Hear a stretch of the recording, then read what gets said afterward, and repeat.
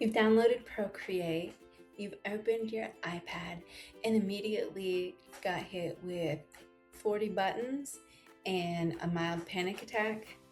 Yeah, I feel you. In fact, we may have just become best friends. Hey, bestie. So, to help reel you back in a little bit, today we're going to go over just a few Procreate basics to get you on your way out of panic mode and get you quickly creating those digital art products that you're here for. Alright, so there are 3 things we want to set up first. So first, let's set up our canvas size. And you want to pick it based on what you're selling. So if you're going to be using digital products or making digital products, you're going to need clean files, whether they're for your personal use or if you're selling the actual files. And you want to start bigger than you think you're actually going to need. So you can pretty much get away with a 5,000 by 5,000 canvas for pretty large things. So I would recommend going with the 5,000 by 5,000 if you don't know what your end piece is gonna be. And now let's talk about color profiles. If you're making things like planners, stickers, PNGs for clip art, B is gonna be your go-to. In fact, a lot of home printers are very capable of using RGB now as well. If you are getting manufactured, I would also recommend looking at the manufacturers, what they want your profiles to be in. And then if they give you the option, I would just go with the one. I would maybe do a small test print or a sample and see what works best for you. I know some of the printers I've used for stickers before. The CMYK, it's gonna be a lot more subdued. It's gonna give you a more dull color palette. B is usually a little bit more vibrant, and that's a look I like. So it kind of depends on your use case and what your product's gonna be. So you do need to start with that in mind. And then you would just go to color profile and then you can select. Now, if you're going to be working on a much smaller scale, say digital stickers, if all you ever want them to be is digital stickers, you could really save yourself some space. But if you ever want that by doing 1,000 by 1,000 canvas and 72 DPI, this is also going to be beneficial for your customers because it's not going to take up as much room on their iPad. But if you ever want that art to be something else, go ahead and make those originals on a bigger canvas. All right, let's go ahead and open up one of these canvases. I know everybody gets excited by brushes.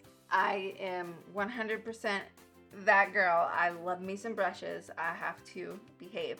But if you're just getting started or if you have a lot of work to do and you don't have time to be playing with all the brushes, let's just pick one brush and use that for our brush tool, our eraser tool, and you can even go ahead and use that for your smudge tool. Stick with it for a week and you'll just set your eraser tool to the brush you picked, and you can do the smudge tool the same way. Oh, I was already on smudge tool. It's not a life commitment, but it gets you really comfortable with one brush and how it can work across the 3 tools. And it's gonna give you a lot of understanding on that specific brush. And then after a week, you can go ahead and switch to the next brush. Let's talk about the Procreate moves you're gonna use every single session. And it's just gonna make your life easier. So first, it's gonna be gestures. 2-finger tap, it's gonna undo. You can pinch to zoom in and zoom out. And then 3 fingers, swipe, and that's gonna bring up the copy and paste menu. That gives you cut, copy, copy all, duplicate, cut and paste, I suggest you Practice those gestures and learn them because you'll be so happy you did. And you need to learn your layers menu. And you need to use your layers. You don't want to be 3 hours into a piece of art all on one layer and make a mistake that's going to take you, it's just going to ruin your artwork. You will cry. So, to keep it simple, you can have a sketch layer, rename your layers. I am awful at this. I'm trying. I am a work in progress. I would suggest just starting with some flat colors to get started quickly, and you can do those all on one layer. I would suggest a different layer for each color because I like to have ultimate control, and it easily lets you switch out the colors for commissions and clients. And then if you click on your layer, you can use Alpha Lock to color inside something without coloring outside the lines. When you want to color inside the lines, you can tap on your layer, use Alpha Lock, and then you'll stay inside the lines. You can make a clipping mask when you want color, texture, shading that stays inside your base shape. It'll also stay inside the lines. The big difference here, using Alpha Lock is going to be directly on your color. So if you make a mistake, you're going to need to correct it through both of these colors. If I were to choose erase, it's gonna erase everything, not just what I just did. But if you use clipping mask to add your shadow, you can just turn it right off. So keep those in mind and play with both of them and see which one you prefer. I use clipping mask more because your girl makes lots of happy accidents and she has control issues. Now, let's talk a little bit about your selection tool. You can select part of an image, move it, resize it, fix a wonky eyeball. If you go down and use freehand, you can make organic shapes. So I don't have my clipping mask selected, but so I'm moving just my layer under my clipping mask. I could select both and it would move them both. Distort, you can do all kinds of fun stuff. And this is after you use your selection tool and clicking on your transform menu. Brings up all kinds of fun stuff. Now, let's talk quick shape. Do your straight lines look like that? Let's talk quick shape. Let's get a new.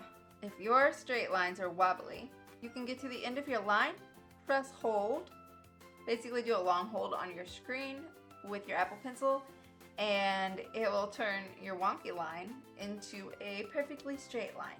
You can also make a circle or an ellipse. Hold down, it makes ellipse. Tap with your finger and it turns that ellipse into a circle. Now, if you go over to your actions menu, your wrench icon, you'll also see a reference button and it will pull up the layer that you're on, or you can do an image or a face. And so this is useful if you're studying an image or a drawing. You can go to import and let's do a flower. Move this guy around and then you have your image right there and you can just work on your drawing. Let's go back to our actions menu and let's go ahead and tap the drawing guide. Your drawing guide is going to help with symmetry, grids, and straight lines as well. Let's go ahead and get rid of this. So inside your actions menu, click on drawing guide, edit guide, and you'll see a grid. You can change the size of your grid. Let's turn this background back on. Under actions, you also have a drawing guide. Drawing guide helps for symmetry, grids, and straight lines. You can go to grid, and then you can change the grid size with the slider. You can also type in pixels and inches. Don't forget, if you're finding these tips helpful, go ahead and hit that like button so future you can find this channel again. And make sure and drop a comment with what you're trying to sell first. Stickers, planners, mugs, shirts. I'd love to know what you're building. Let's go ahead and go over a beginner workflow. So you have your canvas set up and your one brush, and you have your eraser set to the same thing. And let's go ahead and set our smudge tool to the same thing as well. Another quick tip, If you're going from your brush to say your smudge tool or your eraser, you can long hold and just I like to double check to open to make sure it selects the same brush for each of the 3 tools. So start with your sketch layer, add a new layer, and lower the opacity, change your layer to multiply, and then you can create your line art right over that sketch layer. This is where you get to smooth everything out, fix your mistakes, go nice and slow, and make your image look exactly like you like. And then you would go ahead and add another layer for your colors. Put that under your line art. Now this, depending on how many colors you're going to have, I like to do my colors on separate layers. So if I was to have purple, now I might do all my purples on one layer and then my yellows on one layer. Some people are brave enough to do all their base colors on one layer. Not this girl. And especially for products, I would recommend doing it on separate layers. That way, if a client wants something else, or if you offer commissioned work, you can simply go in and change your color layers. And you can use that line art or lin cart because mine didn't type correctly. You can go in and make your line art a reference layer and make sure you go back down to your colors layer, and that will allow you to quickly drop color into your drawing. Now if you're wanting a more painterly look, or you can add texture later, you can either go in with your brush and color manually, or just add texture where you want it later. This is gonna take some extra time, but your colors are going to be flat if you don't go in and add texture or color by hand. You can add a layer underneath your line art and colors for your background. I would start with simple backgrounds at first, and you can always make more detailed backgrounds as you improve. I would recommend working on one skill at a time, just like you're working on learning one brush. I would work on using my one brush and a layering system that works best for me. Now your layering systems, you might find something works better than what's here, and then that's fine, just whatever works best for you. And then you want to get rid of that original background color. That way you can transport as a transparent PNG. If you do want some color, make sure you are adding a new layer and filling it with color. Common export settings are going to be under your action menu. You'll go to share. PNG is going to give you that nice transparent image that is most readily used. JPEG is going to be better for if it'll be like a digital invitation or something just shared digitally. JPEGs are okay. I normally just recommend PNGs.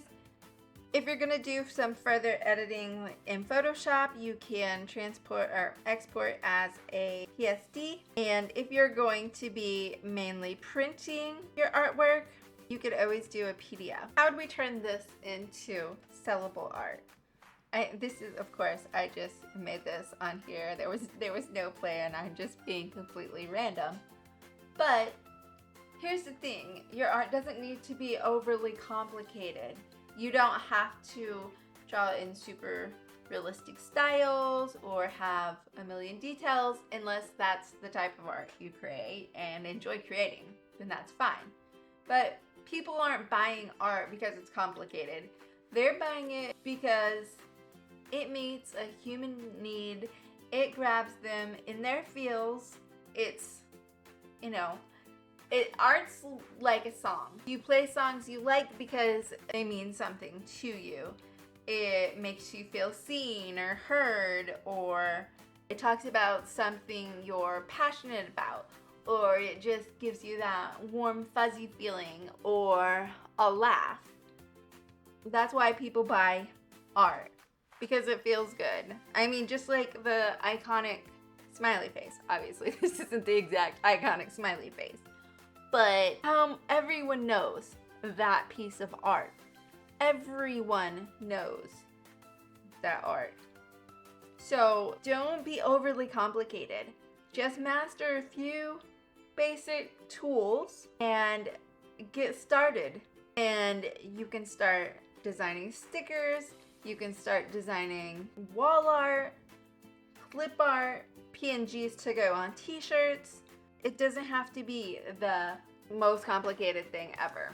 And if you would like even more information and a guide to get you started, I created a beginner's guide to get you started drawing quickly. You'll start building confidence and you'll be able to start practicing with ease and start getting your art ready for products. And once you're ready to start turning your digital drawings into income, you can check out the membership. Inside, you'll get one guided project a month with keyword research done for you, and basically a path to get you an in-demand product from start to finish, and then you would just list it on wherever you sell your work. That's it for today, guys. I hope you enjoyed this video, and remember, you just need a few key things to get started. Let me know what you're struggling with or what you're creating and what you'd like to see next. And I hope to see you back real soon.